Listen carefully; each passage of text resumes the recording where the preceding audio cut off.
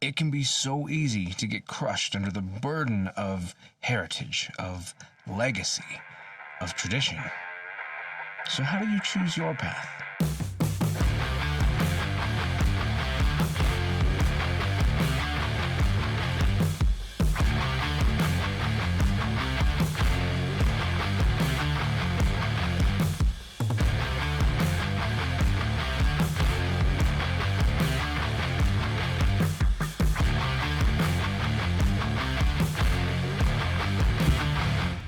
Hey, what's up? I'm Ken. This is kenfuTV, and each week I release videos on the martial arts, philosophy, technique, training, that sort of thing. So that's the kind of thing you're into. I'm glad you're here. Hope you stick around. Hope that you subscribe, that you share this with someone you think might enjoy it.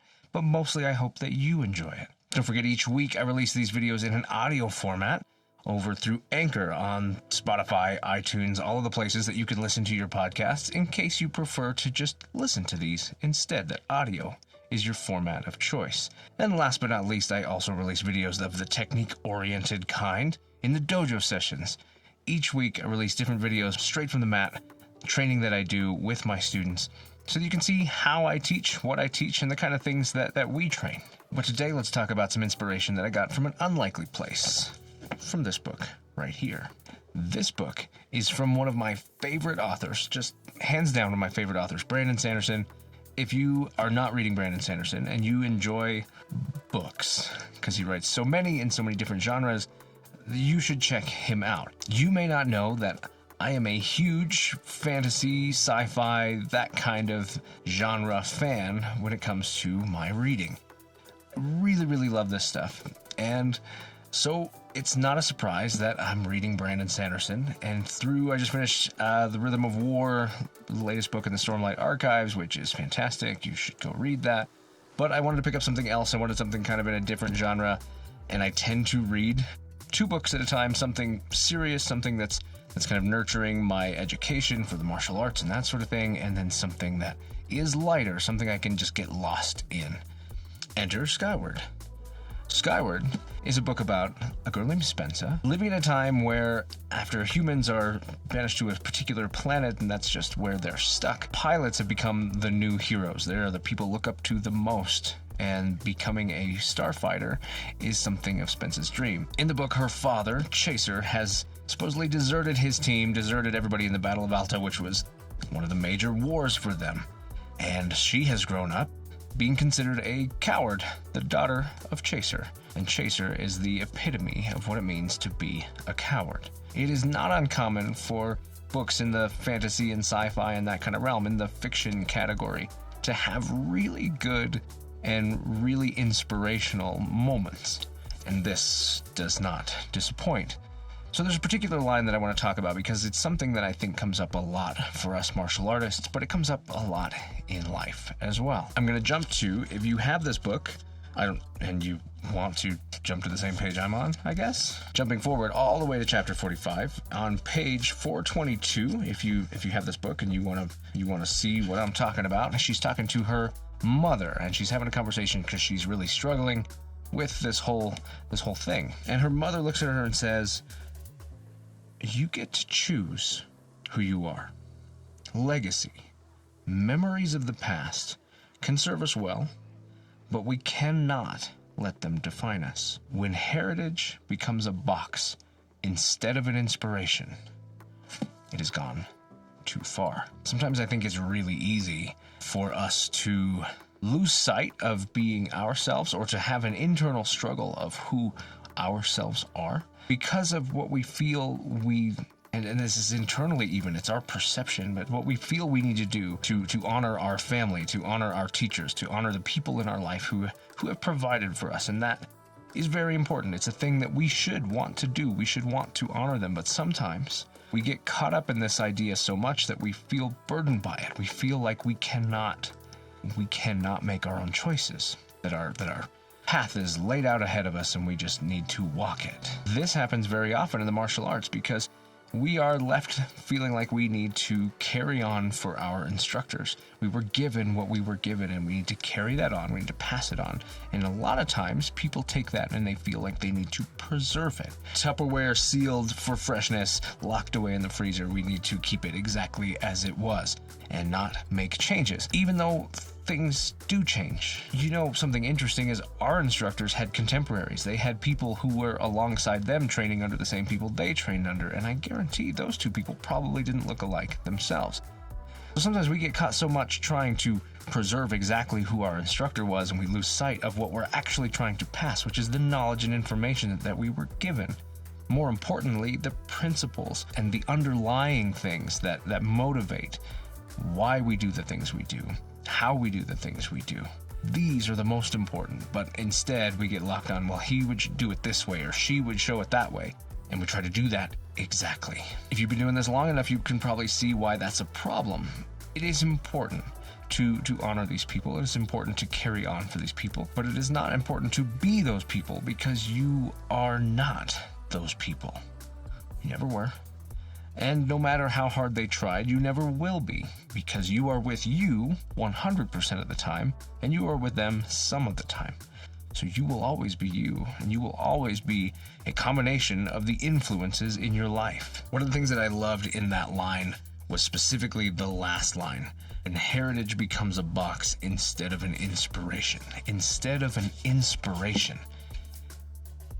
Our teachers, our legacy, our heritage, our traditions should inspire us, to motivate us, to seek the things that our instructors and our people were wanting to find. Maybe we'll be the ones to get there, to get further than they got. If we stop and preserve where they were, we never get to go where they were going. So our heritage should inspire us. The people that we choose to lead us should be people that inspire us to pursue beyond themselves into something new, into something greater, into whatever it is that we feel is important to pursue. I believe this very strongly. I believe that we are meant to do things our own way. It's important to have a level of consistency, and when it comes to the martial arts, having some consistency and some reliability in the way that things are done goes a long way to keeping everybody on the same page. But that does not mean you need to be exactly like your teacher and throw out anything that wasn't of your teacher and keep only the things that were of your teacher, because your teacher will never be the only person who influences you. In fact, a good teacher typically will push you to be involved with other people who will also pull the best out of you, and you can become a combination, a culmination of that experience. All of those inspirations, all of those perspectives, all of those priorities. Each person has their own priorities, what they think is important. All of those things combined into being how you see the world. What you pass on should be that. You should be taking this information and distilling it down and presenting what you know things to be the way you know things to be. This happens in our daily lives. Our family, our friends, all of the people that we spend time with influence who we are. That's why it's so important that we choose the right people to be around. There's not a perfect right person, right? The right person is the person who brings the best out of you, who is headed the way that you want to be going, who is someone who can help you get to where you're trying to be and inspire you to continue and motivate you to not lose hope if you're kind of feeling lost, which happens. Life changes. I'm going through some pretty big changes myself, and that can lead to loss of motivation and to fear and anxiety and all of these things. And all of those things can be helped by having somebody in your life who helps keep that perspective for you, helps frame things and recalibrate you when you need. So it's important to make assessments to evaluate whether or not you're on the right track and whether or not those people are the right people. And if those people are the right people, then let them inspire you, let them motivate you, but don't let them box you into where things should be. Instead, you choose who you are. I love it. I love moments like these in books or memes or anything that set my frame, my mental frame, that fills my perspective and helps me see the world. I love it when something like that comes out. This book has many of those, and the next book does as well. Can't wait to get to the third book, but I'm in the second one, so it'll have to wait for now. Hopefully, if you're struggling with the ideas of how to move forward and struggling with the dichotomy of who you are and who others think you should be, this maybe helps give you some inspiration and helps you realize that you should not be boxed in by your heritage. You should not be boxed in. You should be inspired.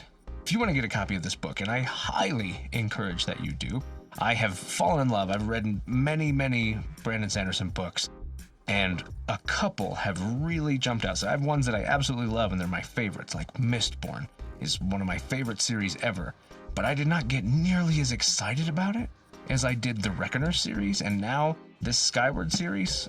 I don't know, there's something about it where I cannot put it down. I'm so infinitely invested in what's going on. So if you want to get a copy of this book, and I encourage that you do, links in the description so you can go find it.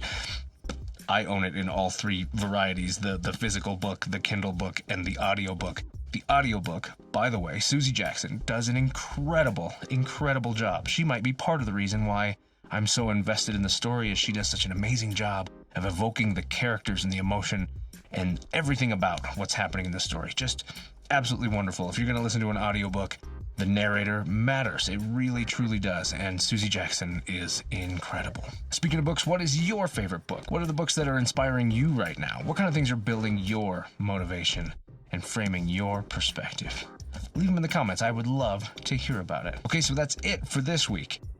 Don't forget that every week I release videos every Monday. Ken Learns Kenfu comes out every Monday, every single Monday. Every Sunday, the audio episode comes out on Spotify, iTunes, all of that. And then throughout the week, not on a particular schedule, just multiple times throughout the week, the Dojo sessions get updated. It's currently edging on 70 different videos of just different moments, hours and hours, some of them full classes, some of them just short snippets, just all together, tons of information from a technical perspective, technique and training, that sort of thing. That's what you can find in the Dojo sessions. All of this stuff linked down below. No matter what you do next, I hope that you enjoy it. I hope that you love it. I hope that you are inspired to continue to be you. In the meantime, I will continue to be me. I'm Ken. This is kenfuTV, and I'll catch you in the next one.